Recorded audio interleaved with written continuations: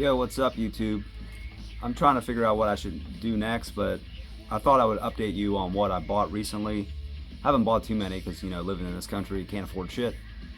But I bought some things over the past few months, some heavy hitters in this collection here, and I thought I would just show them off real quick, show what I've been buying.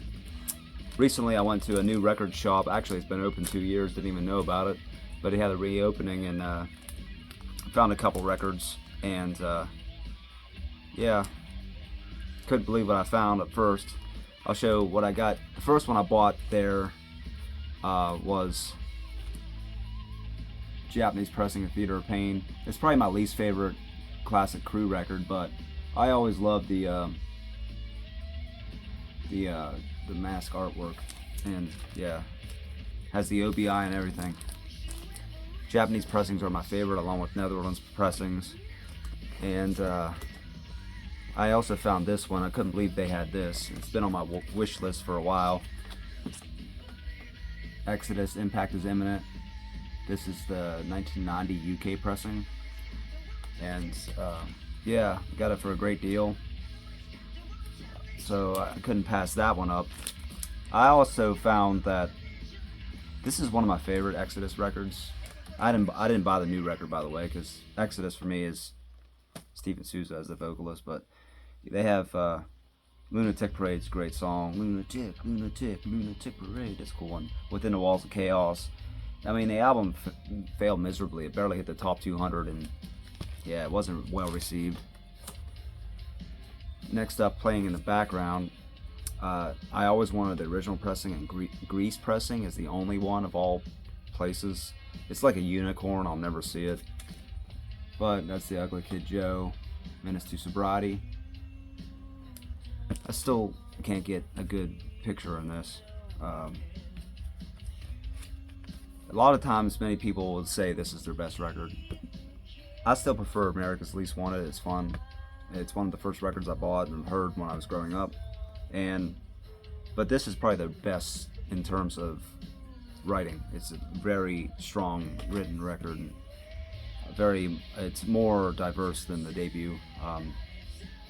Tomorrow's World single, Milkman's Son was a single, Cloudy Skies the ballad, like a southern rock ballad. Jesus Wrote a Harley Davidson, that's a cool one. This even has, the reissue even has the Slower Than Nowhere, this slower funky ballad that was on the Japanese pressing, of course, because they get everything. Here's the first time on vinyl that I bought a couple months back. They finally got it in because it was back ordered. LA Guns Man in the Moon from 2001. Originally, when I did my LA Guns ranking, I had this pretty low, and some guy commented and said, Mick Cripps watched my video. He don't have a channel, but it's his friend. He said, pretty good ranking, except this one was too low, and I'm like, yeah. I didn't think it was that great, but over time it grew on me, and now it's definitely in my top 10 LA Guns albums. Give it a chance if you haven't. The title track, beautiful. Don't Call Me Crazy, the longest song on the album. Slower, but very melodic. Scream, the last track, is classic LA Guns. Got that driving rhythm to it. It's a great song. It's a great song, and overall, it's a pretty damn good record, to be honest with you. So check it out if you haven't. This one I got cheap because of the cover and Warrior Soul, Last Decade, Dead Century. Pretty much, I haven't listened to all Warrior Soul stuff, Corey Clark and the gang, but this is really the only one I really listened to. I haven't heard the rest of them, but I do like it as a debut record. It's kind of alternative, hard rock, grungy in a sense. Not really grungy, but it has a hint of it. But it has this paper, and it has 88.7 WXJM radio station, but it's a radio station copy, but it plays fine. But I got a good deal on it because it's a radio station copy, and it's not that great of a cover anyway. It's not like it's a cool looking cover, so can't really blame me for saving money on it. And I always wanted it. The Losers is one of my favorite songs. What else is on here? We Cry Out. Both were released as singles. Let's see here. Superpower Dreamland. Lullaby, that's a good like alternative ballad, rock ballad. Good album. Check them out if you don't know them. My last video, I already talked about this, but figured I'd show because I just got it recently. And you know, Badlands, Voodoo Highway. I love the artwork on that. I mean, you can't really see it because it's damn glare, or it's so dark. I need a different setup, but like I said, the last time, Whiskey Dust, the cover of Fire and Rain. It's a solid record. Next up, I only got a few more. This is my favorite album by the band, Death Angel Act 3. And I always wanted it. I got a good deal on it recently. I think it's a love and hate record between thrash metal people. A lot of people might like Frolic Through the Park, or you know, the Killing Season, pure thrash. This one's more thrashy hard rock, alternative hard rock. I mean, Mark Osagata founded the organization after this, and they kind of sounded like this album. Not really thrash, more like an alternative hard rock metal band. Seemingly Endless Time, great song. Enter the Organization. I said organization, I think basically formed after this album.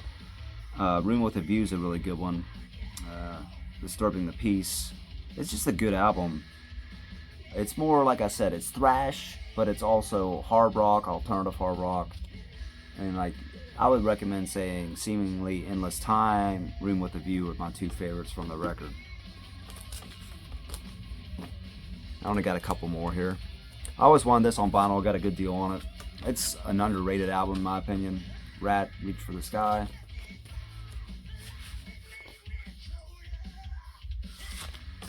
Yeah, Wake Cole Jr., I Want a Woman, Not a Little Girl. That's a cool song.